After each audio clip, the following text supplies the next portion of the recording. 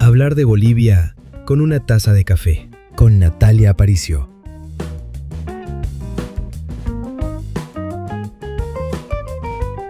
No, hay distintas teorías para entender al Estado. Y a pesar de que ahora se cuestiona mucho al Estado, que en realidad el cuestionamiento debería ser a los gobiernos, está muy venido abajo la idea de Estado, pero hay que empezar a pensar que, bueno, hay estados, han habido estados tribales, estados monárquicos, estados imperiales y estados democráticos como lo que tenemos ahora, ¿no? Entonces, deshacerse del Estado es complicadísimo. De hecho, más bien hay que reforzar esas instituciones para que garanticen los derechos, la protección a los ciudadanos, a las ciudadanas, y que realmente cuando salgamos a la calle no le tengamos miedo a la policía, por ejemplo. Sepamos que van a protegernos. Eso es parte de tener un Estado que funciona, que claramente en Bolivia no existe y que claramente las críticas tienen su razón de ser y están argumentadas. Sin embargo, hay que pensar más allá muchas veces de esa dicotomía de desestatización o eliminar el Estado y apoyar al Estado ciegamente, ¿no? Entonces, bueno, uno de los temas importantes es, por supuesto, la infancia y la adolescencia. Los niños, niñas, adolescentes de nuestro país están realmente olvidados. Las cifras, al menos que ha dado UNICEF en el último tiempo, son absolutamente alarmantes. Hay un alto índice de pobreza de los niños, trabajo también desde los 8 años hasta los 17 años, trabajo infantil no regulado. Hay incluso un sindicato de trabajadores que son menores de edad, cuando no deberían existir todas esas cosas. Pero bueno, es esa la realidad. Y sobre esa realidad queremos hablar hoy. Y quiero agradecer a mis dos invitados. Tengo un invitado acá, ustedes saben que grabamos en Santa Cruz. Y tengo un invitado acá, él es Guido Pablo Pecho. Él es ahora director de Aldea SOS. Ha trabajado de cerca con la infancia, con las infancias. Es licenciado en Ciencias de la Educación y cuenta con una amplia formación especializada en niños y niñas vulnerables, con diplomados en Intervención Sistémica y Gestión de Calidad. Bueno, y un largo currículum. ¿Cómo estás, Guido? ¿Cómo estás? ¿Cómo está, Natalia? Un placer. Antes de presentarme a mí, creo que hay que presentar la problemática, las dificultades que presentan los niños y eso que decías al comienzo, una infancia olvidada. Desde que conocemos la República, antes de la Guerra del Chaco ya habían problemas fuertes que no han cambiado. Estamos hablando de los años 1930 y por ahí. No ha cambiado esa situación y quisiéramos que las cosas avancen. Estamos trabajando para ellos, creemos que es posible, siempre creemos que es posible, pero hay nomás dificultades que hay que enfrentarlas. Sí, es posible igual a medida de lo que soñamos, de lo que empujamos también para que haya una verdadera gestión y voluntad política para trabajar en políticas públicas. La otra invitada ya la tenemos, todavía no la tenemos, esperemos que se pueda ir comunicando. Mientras tanto, podemos estar como entendiendo cuál es la situación de los niños y niñas. Como les decía, estaba revisando algunos datos de la UNICEF, por supuesto es del 2024, quizá ahora los indicadores son peor, no lo sé, tú me puedes decir. Apuntaba la UNICEF que en Bolivia casi 1 de cada 2 niños o niñas son pobres. 1 de cada 6 niños y niñas están en situación de pobreza extrema. Por otro lado, 19 menores de edad son víctimas de violencia sexual por día. 19 por día. Es una locura. Y después en educación, 8 de cada 10 menores de edad de 6º grado de nivel tiene el más bajo desempeño. 8 de cada 10. Por donde lo veas, los indicadores son terribles. Sí, por donde mires, por donde rascas sale algo de pus en esta temática. Nosotros debemos de puntualizar de que la situación de la niñez ya viene siendo descrita desde hace mucho tiempo atrás, especificando, identificando, por ejemplo, de que 1 de cada 4 niños está en riesgo de perder su familia o ya la perdió. Podemos estar identificando también de que en Santa Cruz hay 150,000 niños y niñas en esa situación. Eso era antecito de la pandemia. Obviamente después de la pandemia el problema se ha hecho mucho más grande y después de esta crisis económica se ha agigantado esta situación. Sí. Tú puedes identificar eso con la situación que están viviendo, que están viviendo las gobernaciones, las alcaldías municipales, que antesito de la pandemia había nomás algunos recursos disponibles y se podía más o menos atender a esta población. Actualmente los presupuestos para atención a la problemática de la niñez han disminuido casi en un 80%. ¿Hace cuánto tiempo ya? ¿Desde Estamos el nuevo hablando gobierno? toda esta gestión que está terminando ahora con una disminución del presupuesto del 80 a 90% que estaba disponible antes para la niñez y para la familia. Todo ese presupuesto ha desaparecido y En gobernaciones en y gobernación municipios. y municipio, y lo que significa que lo mínimo que se hacía antes ahora pues ya se hace paupérrimo, ¿no?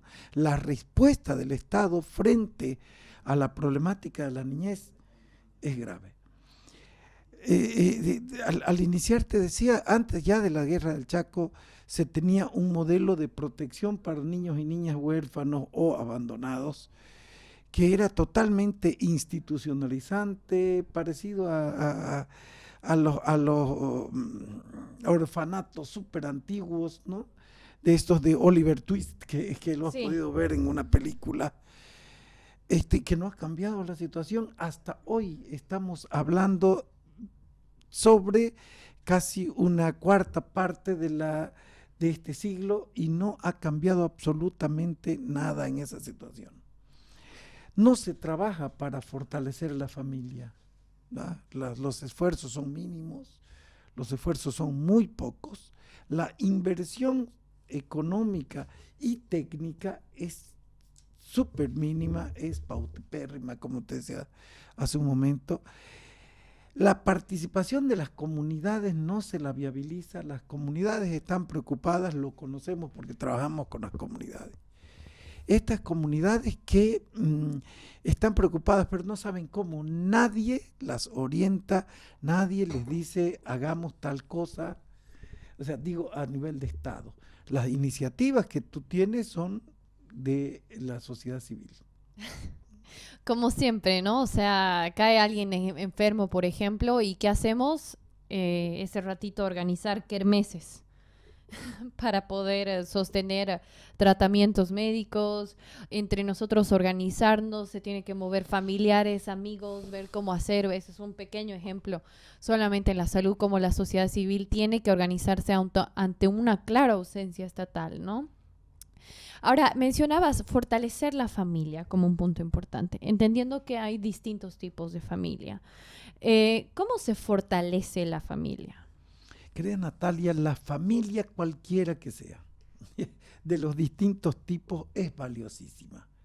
Hay que fortalecerla, hay que darle mejores condiciones para que sobreviva la familia, porque es el ambiente y el ámbito más importante para el desarrollo de un niño. Si quieres invertir en lo estructural, y agradezco la iniciativa de Radio Fides de poder desarrollar estas temáticas. Si quieres fortalecer lo estructural, fortalece la familia, porque ese será el ámbito en el que vive y se desarrolle un niño. Puede ser una familia nuclear como la que conocemos, papá, mamá, abuelito, tío, hermanos, Pero también puede ser una familia uniparental, o monoparental, donde esté solo mamá o solo papá, o sea, una abuelita, ya sea un tío, ya sea un hermano, alguien que dé afecto, ternura, amor a un niño. Esa familia va a ser el crisol donde ese niño viva seguro y se desarrolle. El problema está en que no se la fortalece. El problema está en que hay muchos factores estructurales que generan un resquebrajamiento de la familia. La pobreza, como bien decías, es que no es solo el niño el que vive en pobreza, es toda la familia. Claro, es toda la familia. Es toda la comunidad. Si tú le echas una mirada, querida Natalia, ¿dónde están pues los más grandes problemas en el país? En las zonas periféricas, en las zonas donde hay mayor cantidad de problemas, hay más migración, hay más pandillas, hay mayor cantidad de personas con problemas de oportunidades laborales, donde no hay formación, donde estas personas vienen de otros departamentos o de otros lados o de dentro del mismo departamento, y estas personas no cuentan con oportunidades. Esa pobreza comunitaria, esa pobreza familiar, Sí. obviamente le cae al niño y a los adultos mayores, pero le cae súper mal. Sí. ¿No? Yo tengo una anécdota ahí que la cuento cuando puedo. Y claro, yo estaba acá en Santa Cruz en la noche, eran como las 10 de la noche más o menos. Y yo veo un niño, habrá tenido unos 8 o 10 años, ¿no? Me acerco a conversar con él, estaba vendiendo medias. Y le pregunto, ¿no? ¿Y desde qué hora estás vendiendo?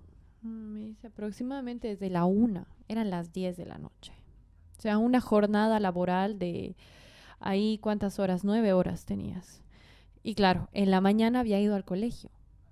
O sea, se levanta a las 7 de la mañana y termina su jornada después. Va al colegio, va a su casa, come un poco y va a trabajar. Hasta las 10 de la noche. Agotador, desolador. Y le digo, ¿y tus papás?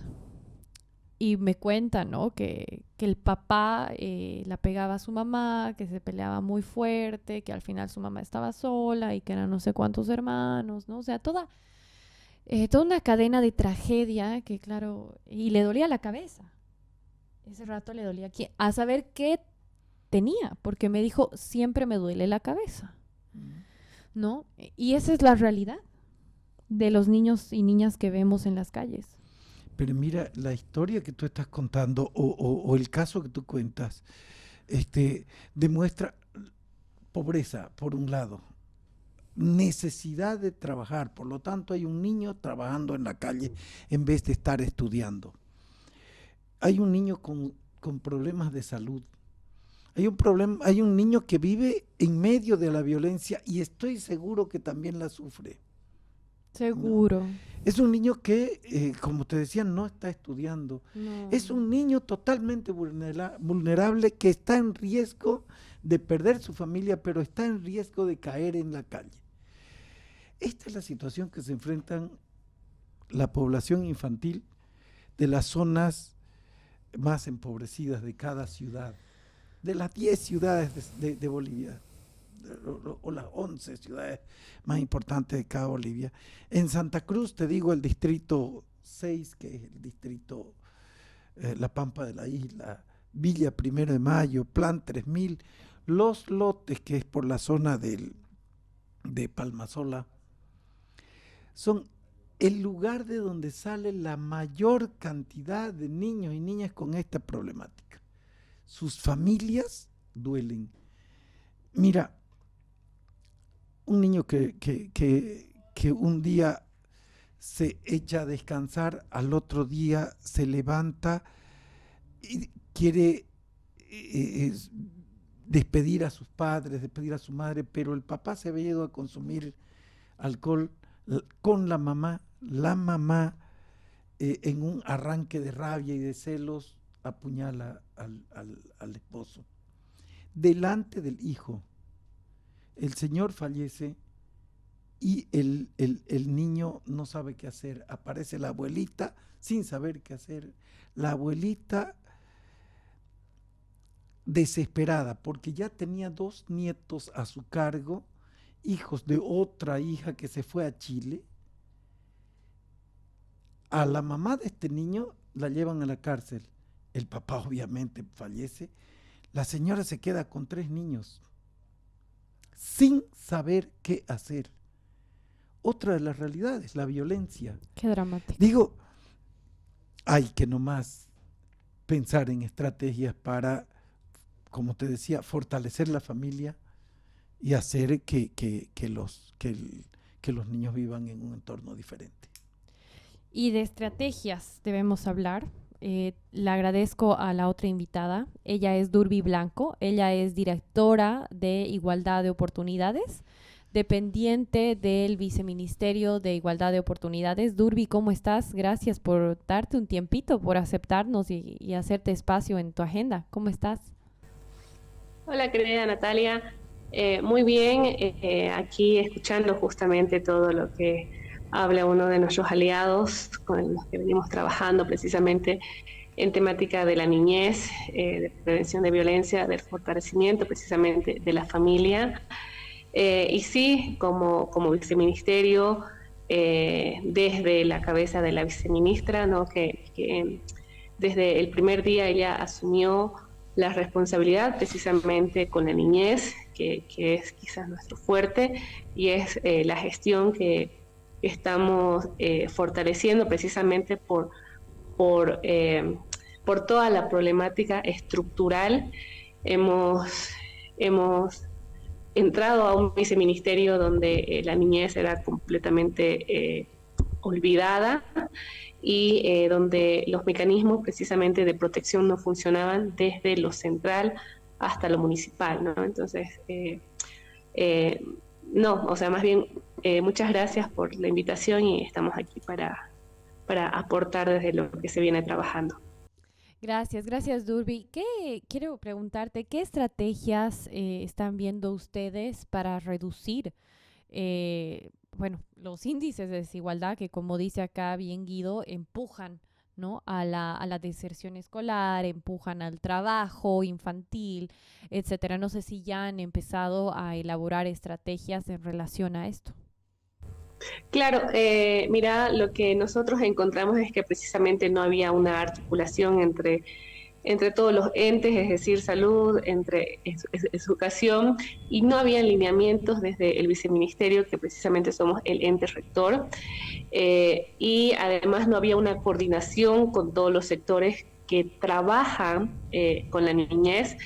Entonces, hemos empezado a hacer las visitas con el equipo interdisciplinario precisamente a los centros de acogida, donde básicamente institucionalizan a los niños que por estas situaciones que han comentado quedan olvidados en los centros, ¿no? Entonces hay un abandono total del Estado, o había hasta no hace mucho que hemos retomado esta tarea, que hemos hecho las articulaciones precisamente con todos los niveles de Estado y con todas las instancias y las instituciones que de alguna manera todos estos años han estado velando por la niñez, ¿no? Entonces, estamos presentando ya los lineamientos, estamos haciendo un acompañamiento y nos estamos haciendo responsables precisamente de todas estas situaciones, porque no es algo aislado, son situaciones que no solamente se dan en las capitales, como mencionaba, sino en ciudades que son intermedias, ¿no? Entonces quiere decir que esta situación en la niñez se profundiza cada vez más, la pobreza, este fortalecimiento a la familia. Entonces estamos comenzando por ahí, precisamente por eso se ha lanzado o hemos impulsado la ley 1680, donde se prioriza el bienestar de la familia de los niños, ¿no? Ujú. Gracias, Durbi. ¿Qué podrías comentar sobre estas estrategias que está implementando el viceministerio y quizá qué otras sugerencias tienen ustedes para, ya, aprovechando el espacio? ¿Cómo estás, Luis? Buenas noches. Yo creo que son perspectivas, ¿no? Son propuestas, propuestas. El gobierno, el gobierno actual es totalmente, bueno, digo, ya tiene sus buenos días, pero entiendo que se está organizando y entiendo que ha priorizado la niñez. Eso es lo que nos ha dicho nuestra viceministra y que lo que nos ha dicho también la directora nacional de niñez. Todavía no se ve traducido en acción, hay que reconocerlo, pero con mucha expectativa porque han habido, como ya lo decía, somos socios estratégicos en esta respuesta o estamos comenzando a hacerlo y esperamos que la situación vaya en mejora constante. Sin embargo, aldeas infantiles, SOS y muchas otras organizaciones ya vienen trabajando esta temática ya hace mucho tiempo. Por lo tanto, podríamos decir que ya hay modelos, no hay que inventar mucho, uh-huh. ¿Sí? Ya hay modelos que lo hemos puesto a disposición de la gobernación y lo hemos puesto a disposición de la alcaldía municipal para prevenir el abandono, aprovechando sus propias estructuras.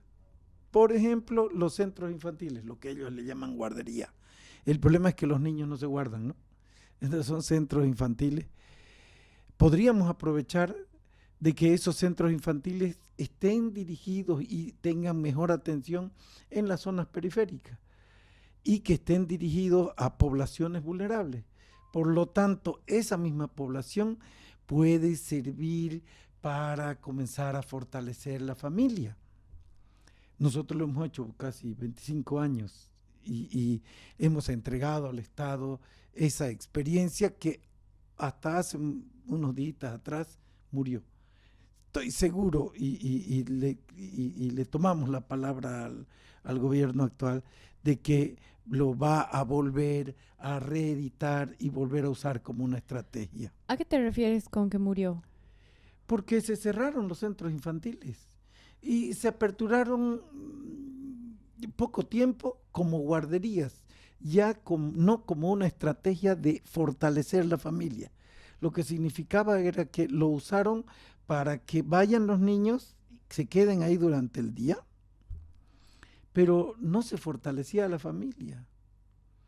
Porque obviamente los niños se quedan allí, pero si no fortaleces a la madre, al padre, desde el punto de vista personal, porque los padres han vivido problemas serios, sí. Por lo tanto tienen que fortalecerse ellos como personas y luego tienen que aprender a amar a sus hijos para que no lo abandonen, pero también tienen que aprender a tener estrategias de sobrevivencia económicas, comunitarias, de tal manera que haya no solo unos padres, sino un entorno comunitario protector. Eso se puede hacer desde los centros infantiles. Eso se deshizo hace mucho tiempo atrás, que es una iniciativa de gobernación y de las alcaldías. Funcionan, pero lo básico, si quieres, cuidando niños. Sin embargo, también estamos implementando una estrategia que va directo a la casita o a la vivienda de la familia débil. Nosotros le llamamos contención familiar, pero si quieres le llamemos una atención a domicilio, porque son familias que están resquebrajadas, como las que ya hemos descrito hace un rato atrás, y necesitan realmente salir de esa situación complicada. Inicialmente hay que sacarlas del pozo donde están.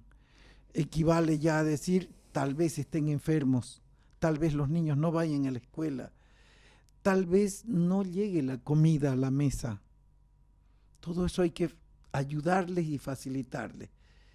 para luego, en una otra etapa, comenzar a desarrollarle capacidades a los padres, esas capacidades que te decía, para aprender a quererse, para aprender a querer a los hijos y aprender alguna, ya sea oficio o aprovechar las capacidades económicas que tenga para hacer sostenible este desarrollo. Porque si no hay desarrollo económico, tampoco es sostenible ninguna estrategia. Esto lo hacemos durante un año. Lo hemos puesto a disposición del Estado. Estoy hablando de aquí para atrás. Lo hemos puesto a disposición para que sea un modelo. Porque como aldeas infantiles no lo podemos resolver. Te decía que hay casi 1 millón de niños en esa situación. No lo vamos a resolver. Nosotros trabajamos con casi 18.000 niños en Bolivia. Pero obviamente es una rayita el problema. Sí, es pequeño. Y el esfuerzo es grande.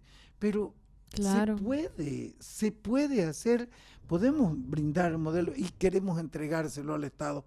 Hagamos juntos si quieren, o desarrollemos la capacidad del Estado y finalmente solo le entregamos los conceptos, pero hagámoslos. Los niños y niñas de este país lo merecen y vamos a ir adelante con estas cosas. Sí, es fundamental entender igual que las familias en muchos casos también son monoparentales, ¿no? En una mayor medida de las familias monoparentales, por supuesto, son madres que están intentando ahí criar a los hijos en lo que trabajan. Es como tú dices, ¿no? Es una especie de dominó. Que tiene que ver, por supuesto, con las condiciones económicas, ¿no? Y que, por supuesto, por los indicadores en los que estamos, una inflación que está calculada entre el 12 al 17% para este año, más o menos, una pérdida del poder adquisitivo de casi 40% según los datos del año pasado. O sea, estamos enfrentándonos a una compleja situación económica. Durby, Guido nos decía que todavía no han visto ciertas acciones ya hechas, ¿no? Ya estamos a más de 5 meses del gobierno Rodrigo Paz, y quería consultarte cuándo vamos a poder ver, digamos, el resultado del trabajo que ustedes están haciendo, que por supuesto no dudo que están trabajando y que están haciendo lo posible para cambiar y transformar realidades.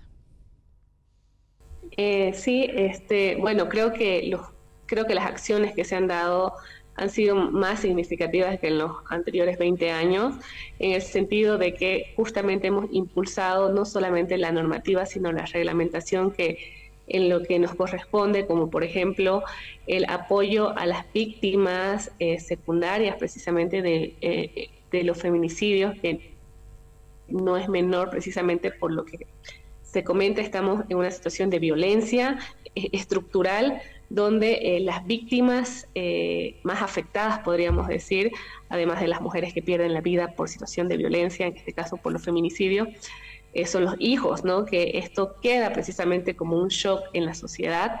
Entonces hemos empezado precisamente a hacer nuestro trabajo de reglamentación. Es la primera reglamentación que se hace en menos de los 90 días. Entonces hay un compromiso total, hay una coordinación precisamente con todas las instituciones, con todas las ONGs, con toda la cooperación que ha venido trabajando y que tiene todo este background, por así decirlo, sobre metodología precisamente para poder institucionalizar, ¿no? Y que claro, nos ha tocado en un periodo de transición con todas las autoridades nacionales. Hay también una debilidad precisamente en la atención en las defensorías.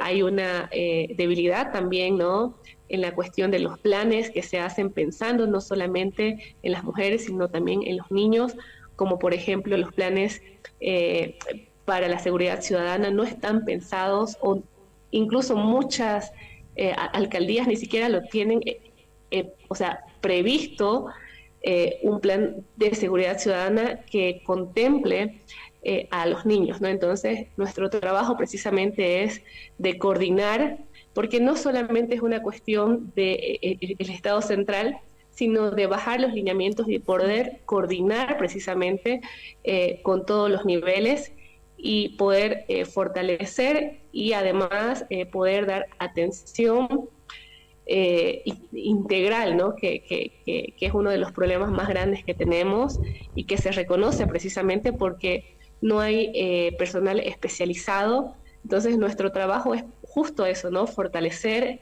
exigir además, ¿no? Un personal especializado que no institucionalice a los niños en los hogares, que fortalezca sí a la familia, o sea, sí, pero también hay que reconocer de que dentro de la familia se vive mucha violencia, ¿no?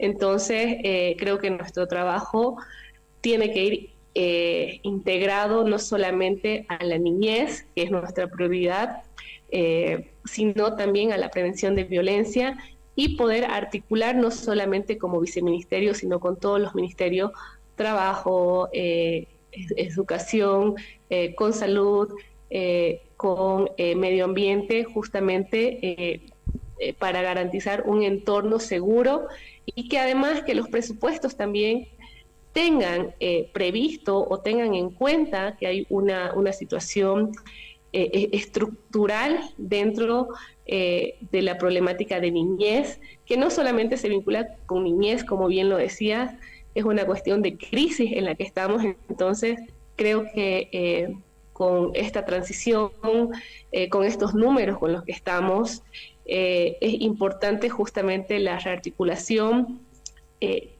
sí tener los lineamientos nacionales que antes no existían y poder coordinar y poder impulsar no solamente leyes, sino políticas públicas que se traduzcan en lo material, en la atención, en la garantía de los derechos, que es principalmente que es lo principal dentro de la tarea de la viceministra, que desde el primer día, como comento, ha sido su compromiso con la niñez, ¿no? Y creo que dentro de todos estos años se está viendo un interés genuino por mejorar las condiciones, no solamente de los niños que están institucionalizados en los hogares, sino en los niños también que son víctimas de violencia. Uh-huh.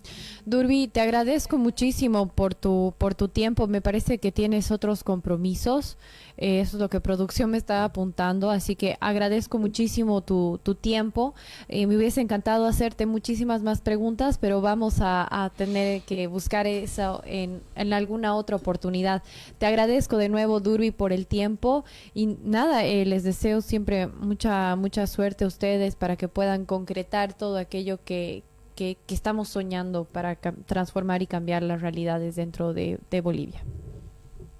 Claro que sí, Nata, más bien te invitamos cuando gustes al viceministerio para que puedas ver a primera mano justamente todos los desafíos que tenemos y que se están poniendo en marcha, todo el trabajo de campo que se está realizando además con este equipo especializado que antes no existía y que ahora está dando todo de sí.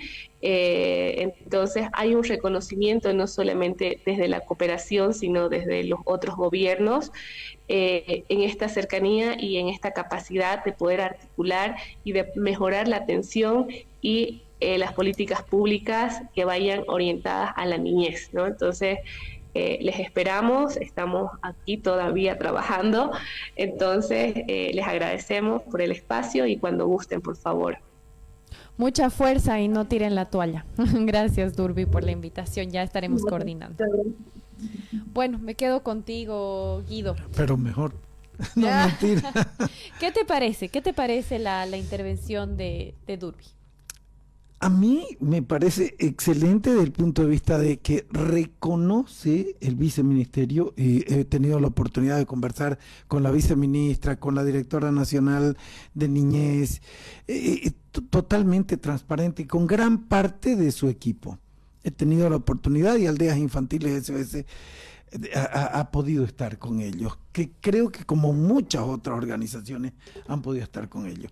La apertura que han mostrado a mí me parece esperanzadora. Las ganas de tener know-how, de tener metodologías, técnicas, herramientas, también me parece súper interesante. De todas maneras, el desafío para el viceministerio es lograr la articulación y que esa articulación, perdón la redundancia, se materialice en acciones desde los municipios y desde las gobernaciones. Yo creo que ese es el gran desafío, ¿sí? ¿Cómo le llega, no como una instructiva, sino como una persuasión hacia los gobiernos municipales, hacia los gobiernos subnacionales? A mí me parece que es la clave. Es el primer esfuerzo para el viceministerio. Pero el Estado como Estado no puede quedarse. Tenemos leyes, pero preciosas. Ahora aparece la ley Brisa, muchas leyes que nadie dice que están mal. Por favor, mientras más legislación haya, mejor respuesta tenemos. Y actualización del Código Penal, que es sí, y el Código Niño Adolescente, que hace mucho tiempo ya se debió revisar y no se lo ha logrado hacer. Seguro que en esta oportunidad se lo va a hacer. Sin embargo, querida Natalia, las leyes hay que transformarlas, como decía nuestra amiga Durby, hay que transformarlas en política pública, en programas, en proyectos y fundamentalmente en presupuesto. O sea, si usted, querida, no lo traduce en acción, olvídese, es en vano tantas leyes. No nos van a resolver absolutamente nada. Sí, sí. Debe ser, y le quiero contar dos cositas así bien puntuales. Número uno, debe ser unos 2 a 3 años atrás, el gobierno municipal de Santa Cruz de la Sierra aprobó y promulgó nuestro alcalde municipal la ley de promotores comunitarios de protección. Ya está promulgada y es una estrategia pero linda. Usted va a ver que en las defensorías de la niñez hay muy poco personal, muy pocos recursos humanos, y los que hay, digamos que tienen dificultades. La problemática, como ella decía, la violencia intrafamiliar, los problemas comunitarios son grandes y graves. Lo que pasa es que la población más vulnerable es la niñez, porque todo el mundo ahí quiere pegar la rabia, ¿no? Con los niños, ya sea propios o ajenos. Y entonces la cantidad de denuncias que le llega a la defensoría es muchísima. Ellos lo único que hacen es atender denuncias y no hacer más nada, digamos, recibir la denuncia. Esta ley de promotores comunitarios de protección genera responsabilidad en la comunidad para fortalecer la familia, para acompañar a las familias más vulnerables y a los niños, prevenir el abandono y prevenir la violencia. Por lo tanto, una ayuda tremenda para las defensorías. Créame, querida, que no se les antojó aprobar un reglamento. Por lo tanto, como no se ha aprobado un reglamento de una ley ya promulgada, no funciona. ¿No ve? No funciona. Que eran unos ayudantes gratuitos para la defensoría. Y son personas voluntarias que yo les puedo mostrar. Nosotros estamos capacitando y que funcionan en gran parte de los distritos municipales en Santa Cruz. En el distrito 12 funciona muy bien. Funciona también, tengo entendido, en el Plan 3000, promovidos por organizaciones como nosotros. Pero créame que ni siquiera un reconocimiento, que no estoy diciendo que sea un certificado, una certificación, pero una validez de su trabajo, que sea reconocida en las comunidades y que sean respetados por las comunidades, ni siquiera eso ha certificado la Defensoría de la Niñez. Lo que significa que no tiene ayuda porque no quiere. No hay voluntad política. No hay voluntad. Ese es un caso que le quería comentar. Y el otro caso que le quería comentar para que vea cómo está funcionando de triste la cosa. Ahora hablemos de los niños acogidos en centro. La gobernación tiene una responsabilidad para con los niños acogidos en los centros.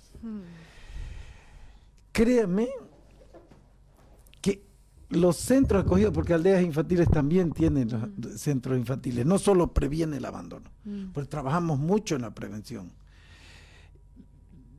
Porque no lo hemos promovido tanto, no lo conoce mucho la gente, pero nos conoce por los niños que están acogidos en las familias sustitutas que tenemos. En estas familias y en estos niños, el Estado tiene que invertir más o menos aproximadamente un 20 a 25% de la manutención del niño. ¿Cuánto vale un niño? Más está hoy en un promedio de unos 1.400 a 1.500 bolivianos directo al niño, mensual. De eso pone la gobernación un 25% más o menos. Ni eso se logra dar o nos logra entregar a los más de 70 hogares que hay en Santa Cruz. Le estoy hablando de Santa Cruz, seguramente que la situación es también compleja, sé que es compleja, porque por ejemplo en Oruro, en Potosí, los montos son mucho más pequeños. En Potosí creo que son 3 bolivianos al día que dan. Entonces estamos hablando de, no sé, 90, 100 pesos al mes para un niño. ¡Ay, qué barbaridad! Pero en Santa Cruz ni siquiera han entregado los recursos, no entregaban los recursos. Hemos tenido los centros de acogida que organizarnos en un directorio y en una asociación de hogares. Hasta ese extremo hemos llegado, a hacer una asociación de hogares para exigirle al gobierno departamental a que entregue los recursos que son para mantener a sus hijos.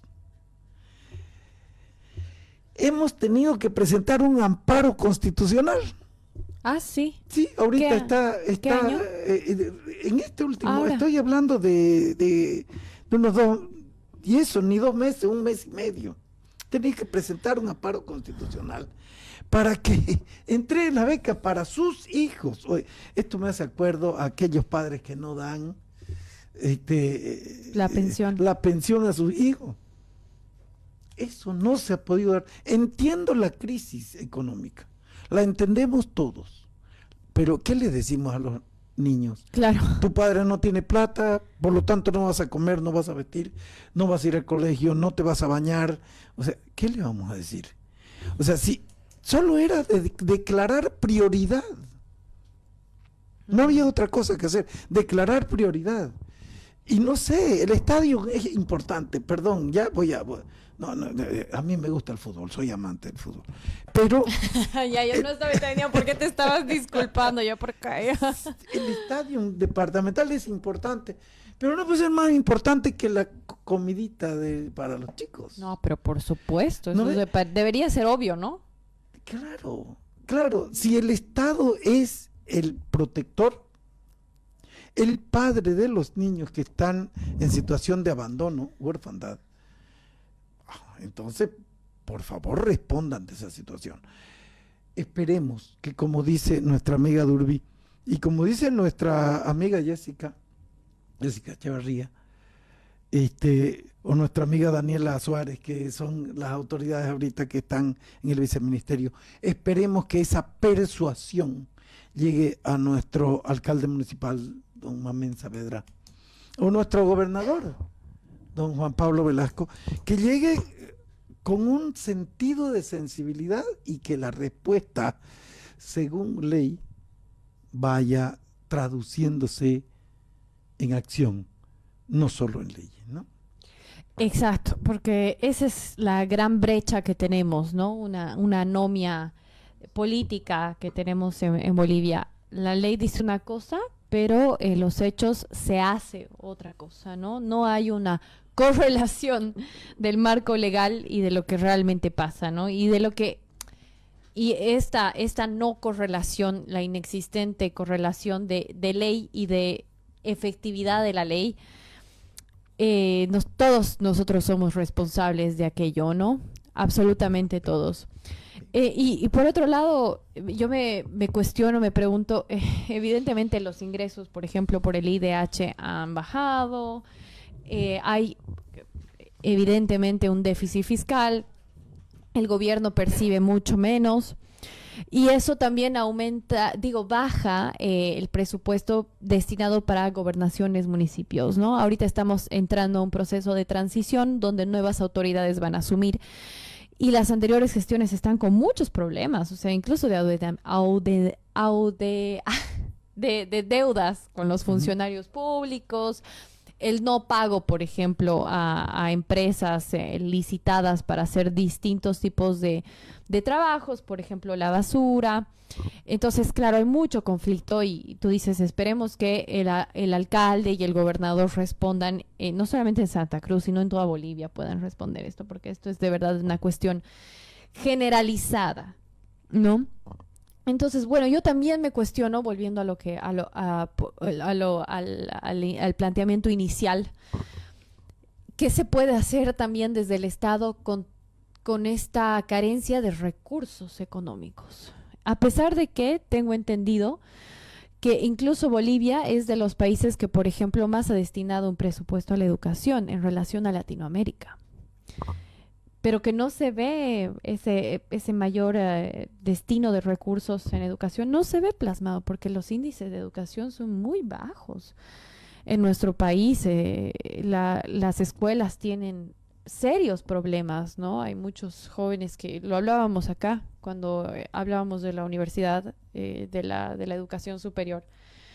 Muchos jóvenes, Vicente Cuellar nos decía, muchos jóvenes llegan a las aulas sin saber siquiera leer bien o una buena ortografía, teniendo ese presupuesto en educación, que bueno, ya lo hemos hablado en otras ocasiones. Entonces yo me pregunto, ¿no? Si, digamos, no se puede contar con el Estado, ya sabemos que no se cuenta con el Estado, no como debería ser.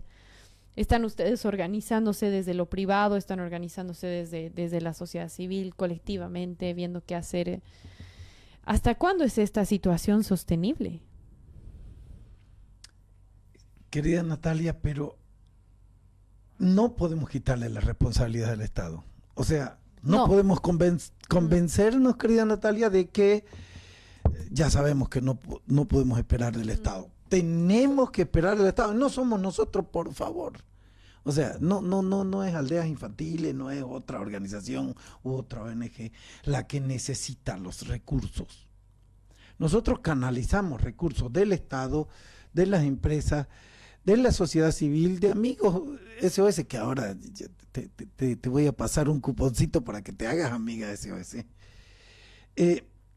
Nosotros lo que hacemos es canalizar los recursos para las familias. Somos una organización totalmente transparente, que estamos ya más de 60 años en Bolivia, ¿ya? Pero lo que significa es que no podemos pensar en que el Estado nos responda. Hay que exigirle al Estado. O sea, hay que exigir. Entiendo que hay un montón de problemas, pero debería, como tú decías al comienzo, debería declarar el tema niñez, adolescencia y familia, debería declararse prioridad. Sí. El declararlo prioridad significaría realmente apostar por el presente y obviamente por el futuro. Ahora también lo que me preocupa es que a nivel internacional surgen estas voces que dicen que el Estado papá, ¿no? Como una crítica al Estado, como decía también en un inicio, de que esperemos que todo nos dé el Estado regaladito. Entiendo que tú tienes otra posición, que es también una posición por las respuestas que me dabas, ¿no? Es una posición filosófica que uno puede tomar en relación al rol que uno considera que el Estado debería tomar. Pero a mí un poco me preocupan estas narrativas de querer también buscar una disolución total del Estado que al menos desde la ciencia política no tiene mucho fundamento conceptual, al menos desde lo teórico. ¿Cuál es tu posición del rol del Estado? Ya me la habías dicho, pero para argumentarla de mejor manera ante esta contraargumentación de que no podemos pedirle todo gratis al Estado, entre comillas. No, pero excelente lo que estás diciendo. O sea, además lo saludo. Por favor, hablemos de mi persona como papá. Puedo no tener, porque la crisis nos llega a todos, pues puedo no tener los recursos. Pero tengo que ser creativo, ¿no ves? Y tengo que comenzar a priorizar mis gastos. Porque el Estado tiene distintos hijos, ¿sí? Si lo pones en una escalerilla que vaya bajando, digamos, los más dependientes son los que están más abajo y los menos dependientes son los que están más arriba. Por lo tanto, el Estado tiene distintas responsabilidades en esa para atender, para que todos estén arriba si eran menos dependientes. Esa es una inversión social que tiene que hacer y es la deuda histórica que tenemos. Con las infancias. Con la infancia, ¿no? Claro, con los que están más abajo, tiene que hacerse responsable, no hay otra opción. ¿Sí? Tiene que hacerse porque él es el papá. ¿Qué vamos a hacer? Él es el papá. Cuando estamos hablando de niños que están en riesgo, ahí hay que invertir en educación, para que la educación de los padres sea mejor, en oportunidades laborales, en medidas económicas. O sea, no estoy pidiendo que el Estado se agarre todo, que se alíe con esa familia y con la comunidad y con la sociedad civil para ir sacando a esta familia o a estas personas que están casi en un submundo, que las vaya sacando a flote para que estas personas sean autónomas y puedan ellas, aún teniendo problemas, resolverlos por sí solos. Entonces, es que el Estado tiene que invertir para tener a su gente activa. A ver, su mayor capital del Estado, ¿cuál es? El ciudadano. Si el ciudadano trabaja, si el ciudadano produce, si el ciudadano no se enferma, si el ciudadano está en mejores condiciones, querida Natalia, ese ciudadano es el que menor costo va a tener para el Estado. Mientras más vayan cayendo Claro, gente, es una inversión más bien. Exacto. Sí, es una Que inversión. invierta o sea, que lo reconozca el rector de la universidad, que los estudiantes no saben sumar, no saben retar, no saben, lo más grande, lo más grave, no saben comparar, no saben deducir. No, y inferir. pensamiento crítico hay muy poco.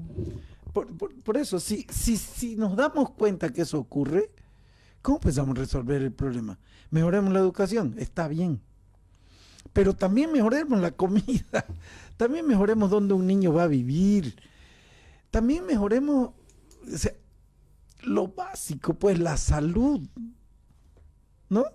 Entonces, ahorita creo que hasta mapeados están los lugares donde hay que invertir más. Mapeados están en Bolivia. Le digo en Santa Cruz, yo no me acuerdo de todo Bolivia, pero le digo de Santa Cruz, Distrito 6, Pampa de la Isla, ahí hay problemas serios. Villa ¿Qué tan Primero, lejos es? el Pampa de la Isla. Periferia. Sí, claro. es periferia, está en la zona este de Santa Cruz. Y nuestro alcalde, estoy seguro, y nuestras autoridades saben que la Pampa de la Isla está de Idacotoca. Hacia el lado derecho usted tiene la Villa Primero de Mayo, que también tiene problemas serios, ¿no? Usted va a mirar al ladito y tiene el Plan 3000. Está yendo hacia el sur. Y luego tiene los lotes. ¿Quién se ha adueñado de esos adolescentes y jóvenes? ¿Sabe qué? Ese abandono, todo aquello, lo ha capitalizado las pandillas. Ay, no. Hay como 50 pandillas en ese sector. No lo digo yo, por favor, lo dice Fundación CEPA. No, don Guillermo Dávalos, que ha hecho un estudio hace un tiempo atrás. No, con ese. Sí. Y entonces, mire usted que ellos han acopiado a los chicos que están en una situación pues vulnerable. Y así ha empezado la crisis en México.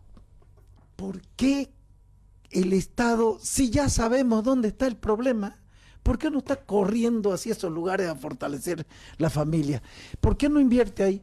No está tan difícil, estimada, no está tan difícil, es mentira que está tan difícil. No, entendemos que hay mucha gente con problemas en el Distrito Central. Sí, en el casco viejo de Santa Cruz hay problemas. mucha delincuencia, todo ese tipo de cosas. ¿De dónde cree que viene eso? De la zona periférica. Entonces, si el Estado invierte y tiene políticas públicas para ese sector, la situación va a mejorar. Le cuento un más nada más, perdóneme, ¿sí? Sí, porque ya tengo 4 minutos nada más para cerrar el programa. Muy bien, regálame regálame medio. Le cuento que nosotros en estas elecciones subnacionales llamamos a los candidatos a gobernación y candidatos a la alcaldía para que hablen sobre sus propuestas. ¿Y han ido? Y le cuento que fueron 4 de 11. ¿Y ha ganado alguno de ellos? Le cuento que una sola persona sabía lo que se esperaba. Que no ha ganado. No, ninguno de ellos de ha los ganado, que han ido. ¿no? La vice... Lo mismo pasa en salud. Sí, la vice gobernadora de la gobernación, ella sí, ella fue. Ella es la que tenía las cosas claras. Ya. Pero después, nadie. ¿Sabe qué? No tenía ni la más pálida idea de lo que iba a ir a hablar con una población infantil. No tenía ni la más pálida idea de plantear, ni conocen la realidad de nuestro candidato. Hablan de todo, menos de niñez. Eso nos dice que hay pocas perspectivas. Sí. Te agradezco mucho, Guido, por hacerte un tiempito, por venir acá, por conversar conmigo. Le agradecemos también a Durby por hacerse un tiempito.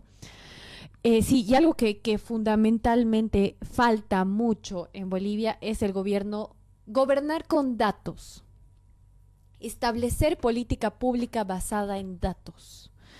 Nos falta mucho para llegar a ese tipo de gestión, o quizá no es tan difícil y falta solamente voluntad política. Y yo cada vez estoy más convencida de que uno de los problemas medulares ahora en Bolivia es la crisis ética. Porque la corrupción ha permeado cada centímetro de la labor pública. Cada centímetro. Y que también tiene una relación íntima con el privado. También. Es que se ha vuelto un negocio. Se ha vuelto un negocio. Contratos de licitación, o sea, de licitaciones, tantas cosas a las que nos enfrentamos, una crisis ética muy profunda, que se ve al Estado como un Estado botín, ¿no? Una concepción patrimonial del Estado, patrimonialista, de creer que es patrimonio de uno y que es necesario ahí también entrar en educación, pero para eso mucha voluntad política hace falta. Así que bueno, esperamos mejores días. No tenemos que desanimarnos, querida. No, yo no me desanimo. Desanimo, pero estamos en tiempos de esperanzas. Sí. Porque tenemos un nuevo gobierno, que no estoy criticando al anterior ni nada, no nos metemos nosotros en política, pero bueno, tenemos un nuevo gobierno, al ser nuevito, creemos que lo va a hacer mejor.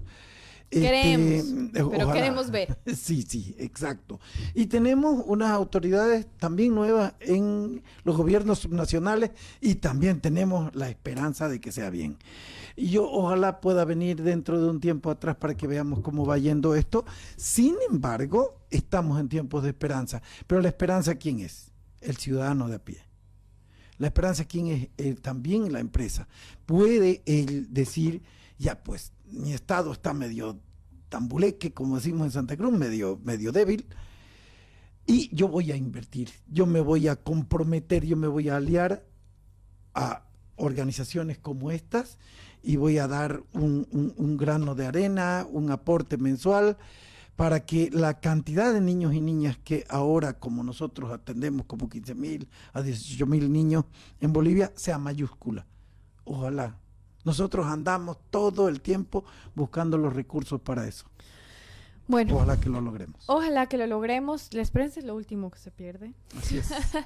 Así que les agradezco de nuevo a todos los que nos están viendo desde el otro lado. Estamos acá todos los martes y los jueves religiosamente de 7 a 8 de la noche y deberíamos hacer un reciclo con todos nuestros invitados para dentro de un tiempito para volver a hacer un diagnóstico y ver qué cosas, porque hemos estado invitando a hartas personas sobre distintos temas y estamos poniendo como la situación y las expectativas.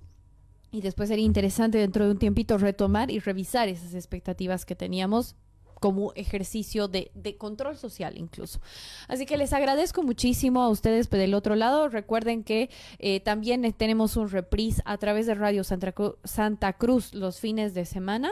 Agradecer siempre al tremendo equipo que tenemos acá en este programa y nos vemos en el próximo tema para hablar de Bolivia con una taza de café.